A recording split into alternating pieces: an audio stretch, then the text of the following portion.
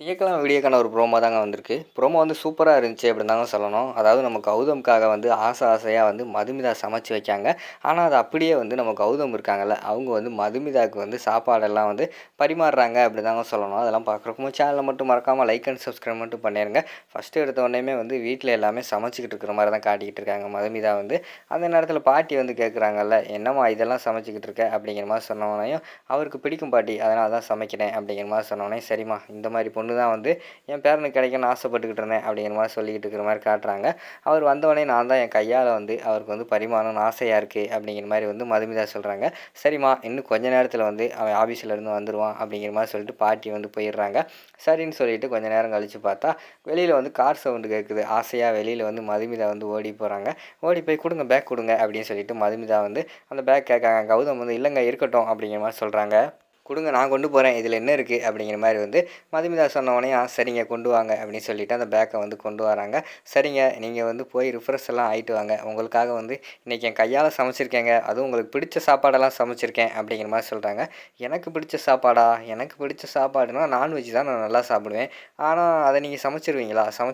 அப்படிங்கிற மாரி கேட்காங்க. "ஆமாங்க அதாங்க சமைச்சிருக்கேன். நீங்க போய் ரிஃப்ரெஷ் ஆயிட்டு வாங்க. நான் சமைச்சு வச்சிருக்கேன். நீங்க நல்லா சாப்பிடுங்க" அப்படிங்கிற மாரி சொல்றாங்க. "ஓ! அப்படியா? சரி அப்பனா நீங்க சாப்பாடு எடுத்து வைங்க. நான் போய் ரிஃப்ரெஷ் ஆயிட்டு வந்துடுறேன்" அப்படின்னு சொல்லிட்டு நம்ம இவங்க கௌதம் வந்து போயிடுறாங்க. இங்க பார்த்தா சிக்கனு அது இதுன்னு சப்பாத்தி நெறைய குருமா அதெல்லாம் வச்சிருக்காங்க.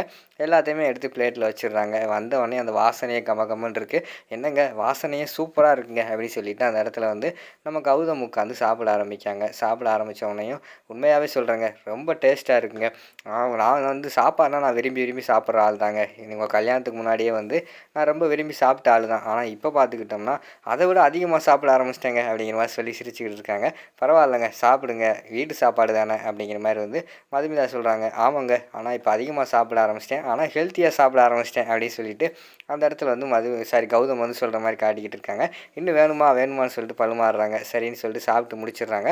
சாப்பிட்டு முடிச்சுட்டு "ரொம்ப திருப்தியா இருக்கேன்" அப்படின்னு சொல்லிட்டு கைய துடைச்சுட்டு அங்க நடந்து போறாங்க.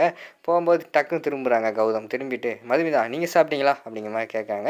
உடனே மதுமிதாவுக்கு வந்து மனசு ரொம்ப குளிர ஆரம்பிச்சிருச்சு. "இல்லங்க சாப்பிடல" அப்படிங்கிற மாரி சொன்னோனே, "என்னங்க எனக்கு ஆசையா செஞ்சு பரிமாறிட்டு, நீங்க சாப்பிடலையா? உட்காருங்க நான் உங்களுக்கு வந்து பரிமாறணும்" அப்படிங்கிற மாரி சொன்னோனே, "இல்லங்க வேண்டாங்க நான் போட்டு சாப்பிட்டுக்கிறேன்" அப்படின்னு சொல்லிட்டு மதுமிதா சொல்றாங்க. "என்ன மதுமிதா நீங்க உட்காருங்க. நான் இது கூட செய்யக்கூடாதா?" அப்படின்னு சொன்னோனே, அவங்கள உட்கார வச்சு நம்ம கௌதம் வந்து சாப்பாடெல்லாம் பரிமாறுறத காட்டிக்கிட்டு இருக்காங்க. அத அந்த பக்கம் வந்து சகுந்தலாவும், அபிஷேக்கும் வந்து பார்த்துடுறாங்க. "பார்த்தீங்களாம்மா எந்த அளவுக்கு போயிருச்சு" அப்படின்னு சொல்லிட்டு சகுந்தலா வந்து பயங்கரமான கோவத்தில பார்த்துக்கிட்டு இருக்காங்க. "இதே மாரி விட்டா நம்மளோட மவுசு இந்த வீட்ல அவ்வளோதான்டா. இவள சும்மா விடக்கூடாது" அப்படின்னு சொல்லிட்டு அவங்க ஏதோ திட்டம் போட்டுக்கிட்டு இருக்கிற மாரி காட்டுறாங்க.